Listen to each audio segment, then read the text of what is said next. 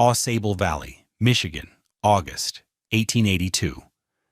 The air, thick with the scent of pine sap and sawdust, carried the rhythmic clang of the sawmill and the shouts of men. But on a small plot of cleared land a half-mile upriver, there was only the quiet scrape of a shovel against earth and the thud of an axe. Here, Marek Zelinka was building something that made the loggers and mill hands who passed by stop, stare, and then laugh. He was building his cabin against a tree, not a standing one, but a fallen giant, a colossal white pine 5 feet in diameter that had been toppled by a windstorm years before the valley saw its first axe. It lay like a slumbering god, its trunk forming a 60-foot wall of solid wood. Any sane man would have spent a month bucking it into sections for the mill. Marek was digging his foundation flush against its lichen-covered bark. Lyle Stennett, the sawmill foreman, stood with his hands on his hips, a look of pity mixed with contempt on his face. He was a man who understood wood in its proper milled state, straight, square, and seasoned. This was an abomination. "Zelinka," he called out, his voice carrying easily in the still air. "That's not a cabin, it's a lean-to. You're inviting rot right into your house. That trunk's green on the inside and damp on the outside. It'll be crawling with ants and carpenter bees by first frost." A younger logger next to him, Jedediah Croft, spat a stream of tobacco juice.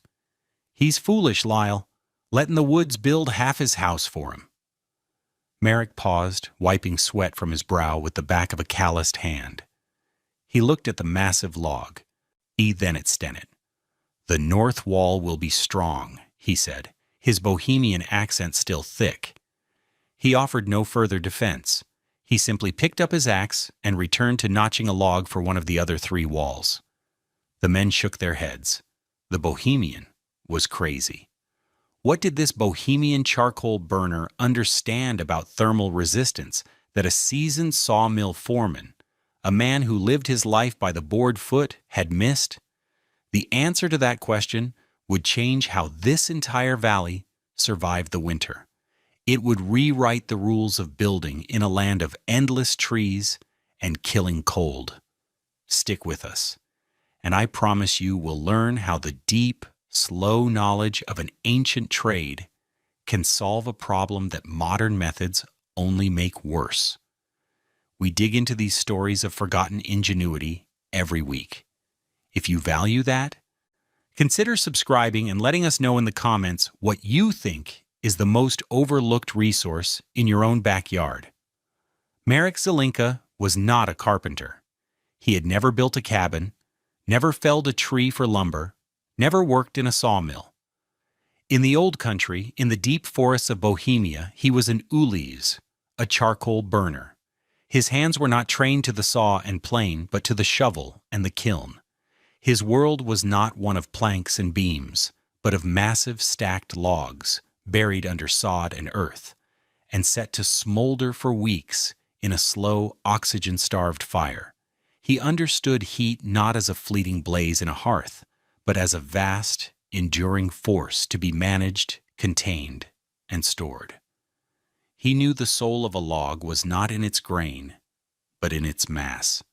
He knew a 3-foot oak round, once heated to its core. He would radiate a gentle warmth for 2 days after the fire was out. This was knowledge baked into his bones, a tradecraft passed down through generations who learned to turn the forest's density into the fuel of progress. He had come to Michigan with his wife, Eliska, and their 2 small children, Jakob and Anika, chasing the promise of land and timber.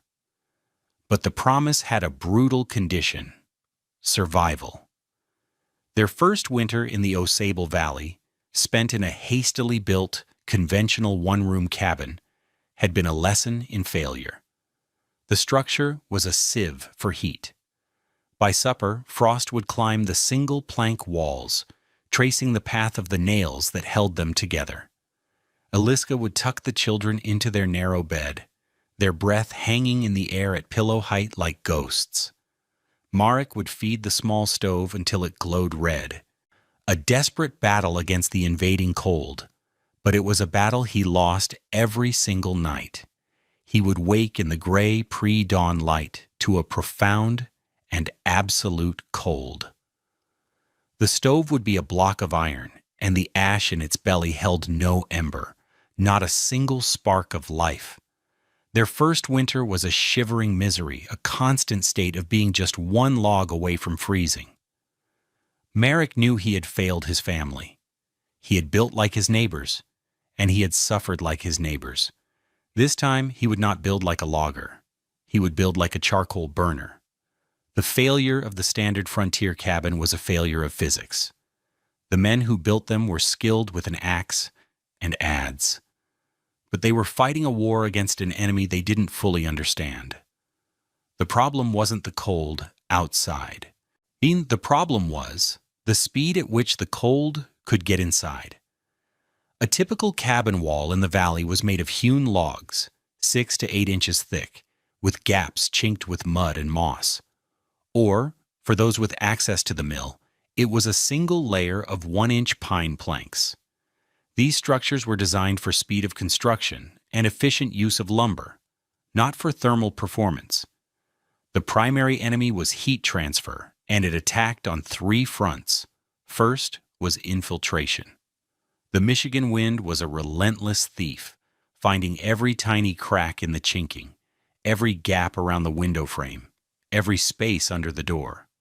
It pushed cold air in and sucked warm air out in a ceaseless exchange. Families would hang blankets over the doors and stuff rags into the walls, but it was like trying to bail out a boat with a teaspoon. The drafts were constant, chilling the floor and making it impossible to maintain a stable temperature. Second was convection. Inside the cabin, the air was in constant motion. The hot air from the stove would rise to the ceiling, race across to the cold outer walls, cool, and then sink to the floor, creating a perpetual, chilling loop.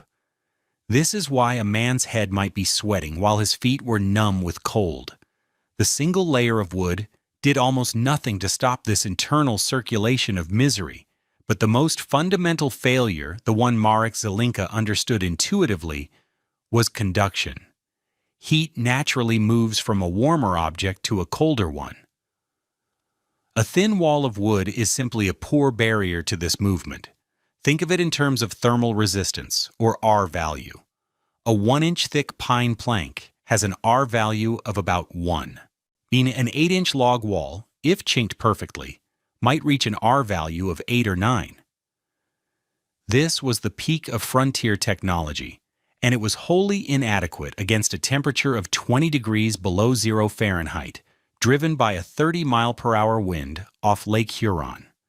The heat generated by their wood stoves was simply flowing through the walls and roof, as if they were hardly there.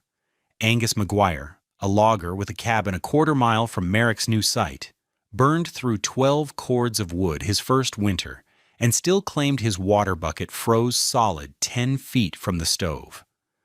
The conventional cabin wasn't a shelter. It was a machine for burning wood as fast as possible just to keep death at bay. It was a design that guaranteed exhaustion and poverty, one log at a time. Marek's construction began in late August. He chose his site not for the view or proximity to the river, but for the fallen giant. The pine, a relic from the pre-logging era, lay perfectly oriented, its massive trunk running east to west. It would be his north wall, the shield against the prevailing winter winds. His neighbors saw a dead tree. Marek saw 60 tons of insulation, provided free of charge by the forest itself. He and Aliska dug the foundation for the other 3 walls, creating a rectangular footprint 18 feet long and 12 feet deep. One of the long, 18-foot sides was the tree itself. He laid a stone foundation for the other 3 walls, bringing it up to the level of the trunk's underside. He didn't try to flatten the log or shape it. That would have been a fool's errand and would have defeated the purpose. Instead, he treated the rough, or furrowed bark as an unchangeable fact of the landscape. Using a compass and a plumb bob, he meticulously scribed the end of each log for the east and west walls to match the curve of the giant trunk. It was slow, painstaking work. Each log was custom cut to nestle perfectly against the contours of the bark. When he laid the first course, Lyle Stennett came by again, this time with Samuel Paris, the blacksmith. "You're creating 1,000 places for water to get in, Zelinka," Stennett said, pointing at the seam between the new wall and the old trunk.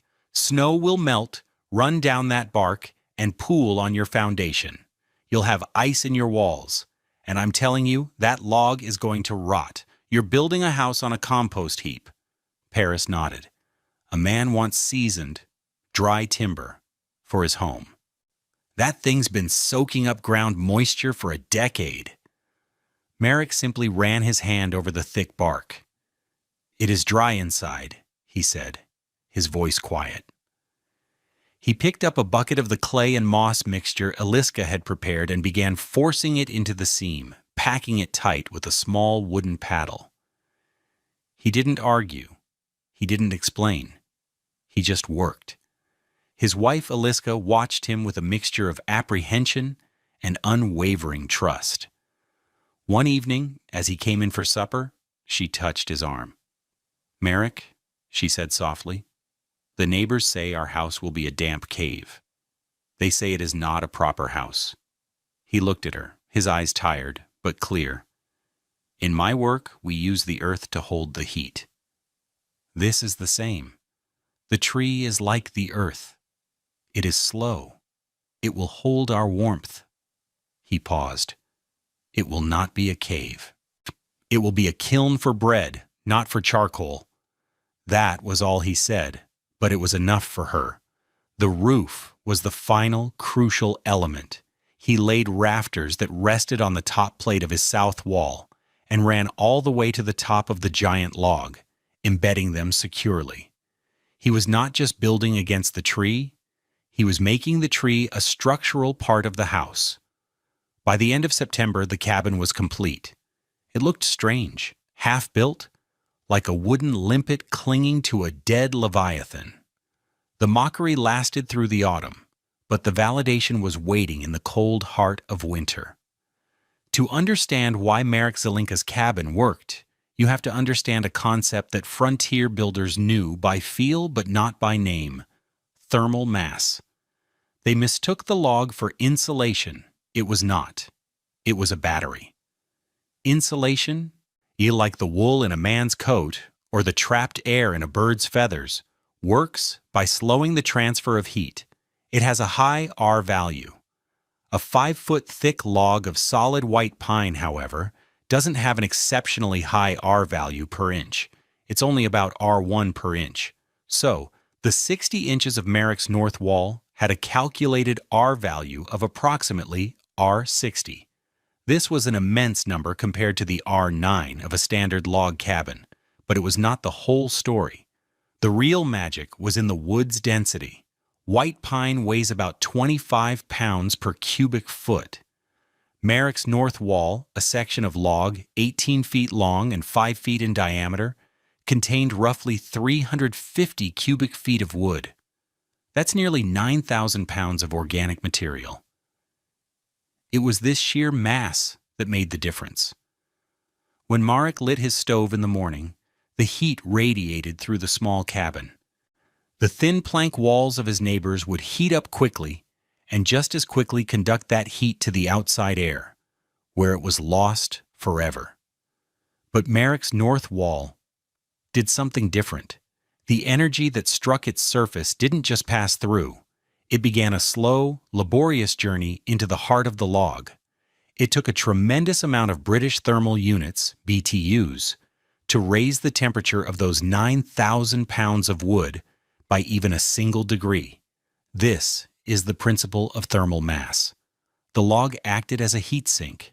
All day, as the stove burned modestly, the massive trunk soaked up the excess warmth from the cabin air. It was like pouring water into a giant dry sponge. Then, at night, When the fire died down to embers, the process reversed. The cabin air began to cool, but now the outer few inches of the log were warmer than the air. The stored heat began to flow back out of the wood, radiating a steady, gentle warmth into the room. Lyle Stennett's fear of rot was based on his experience with milled lumber. He was right that constant moisture would destroy a plank. But a 5-foot log is a different ecosystem. Its thick, resinous bark is a natural water shield. And crucially, the slow, constant leakage of warmth from the cabin into the log kept the interior surface of the bark just above freezing, preventing condensation and ice buildup. Merrick had created a living wall that regulated its own temperature and moisture. He hadn't built a lean-to. He had built a thermal flywheel. The winter arrived not with a gentle dusting of snow, but as an invading army from the northwest. In the second week of January, Lokaomek, a system of lake-effect squalls, stalled over the Osable Valley. For 16 consecutive days, the sky was a churning gray slate,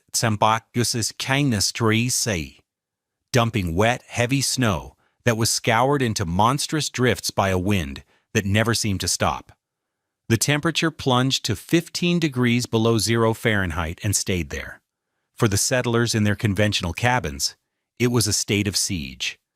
The world shrank to the small circle of heat around their stoves. Angus McGuire and his 2 sons worked in shifts, day and night, felling and bucking wood just to feed their roaring fire. The wind drove snow through the chinking of their walls, creating small drifts in the corners of their room. Every morning, the inside of their windows was covered in a thick, opaque layer of fern-like frost. To go outside was to risk your life. And to stay inside was to slowly freeze while working yourself to exhaustion. The Peterson family, downriver, lost 3 of their chickens when they froze solid in their coop, a structure built with the same techniques as their house. The cold was a physical presence, a constant pressure on the walls and on the spirit. In the Zelinka cabin, life went on. The difference was not dramatic. It was profoundly, miraculously normal. Merrick burned wood, but he did so at a placid, steady rate. A single small fire in the stove kept the room at a stable 65 degrees. There were no drafts from the north. The 5-foot log was an impenetrable fortress against the wind. The air inside was still and quiet. The contrast was best seen in the small details of domestic life. In the McGuire cabin, though a bucket of water left by the door was a solid block of ice by morning. In Merrick's cabin, a tin cup of water Eliska kept on a small shelf for Anika's nighttime cough never even formed a skin of ice. Outside, the blizzard raged. Inside, Eliska could hear the gentle hiss of melting snow dripping from the eaves of the roof. The ultimate proof was the butter. Eliska had churned a small batch and left the wooden butter mold on a shelf Merrick had pegged directly into the log wall. In any other cabin, it would have become as hard as a rock within an hour. Here, it remained soft and spreadable. The great log, saturated with days of gentle heat, was releasing it back into the room, creating a microclimate of stability. They weren't just surviving the storm, they were living comfortably through it. Their shelter performing exactly as the quiet charcoal burner had known it would. They were warm, not because of a raging fire, but because of a slow, patient tree. When the 16th day finally dawned clear and deathly still, the valley was a landscape of Arctic silence. The temperature had dropped even further, to 20 below. Lyle Stennett, wrapped in layers of wool and canvas, set out from the sawmill. Part of his job was to survey the forest after a major storm, looking for fresh windfalls that could be salvaged for lumber. The giant pine on Zelinka's property had long been on his list, a prime source of clear, straight-grained wood if he could ever figure out how to move it. He trudged through the waist-deep snow, his breath freezing in his mustache. As he neared the peculiar cabin, he was focused on the far end of the log, calculating board feet, planning his cuts. Then he stopped. Something was wrong. The snow was not uniform. In a perfect 5-foot wide band running the entire 18-foot length of the cabin, the snow was gone. Not just melted down, but completely gone. The dark, wet earth and pine needles of the forest floor were exposed, steaming faintly in the crystalline air. The log itself on the cabin side was bare and dark, while its top and far side were buried under a 3-foot blanket of white. Stennett stared, his mind refusing to process the image. It was impossible. No fire could be hot enough to melt that much snow through 5 feet of solid wood without setting the cabin ablaze. He walked closer, his boots crunching.